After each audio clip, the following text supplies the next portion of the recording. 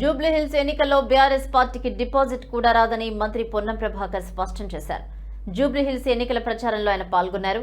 కాంగ్రెస్ ప్రభుత్వం చేపడుతున్న పథకాలను చూసి ప్రజలు కాంగ్రెస్ పార్టీని గెలిపిస్తారని ఆయన ధీమా వ్యక్తం చేశారు. వచ్చే బాధ్యతగా ప్రతిపక్షంగా శాసనసభలో కూర్చోలేని వాళ్ళు ఇలా కాంగ్రెస్ పార్టీని విమర్శ చేస్తే ఎట్లా? అందుకే అసెంబ్లీలో ఓడగొట్టిర్రు, పార్లమెంట్లో సున్నా ఇచ్చిర్రు, ఎమ్మెల్సీ అభ్యర్థులు దొరకలే.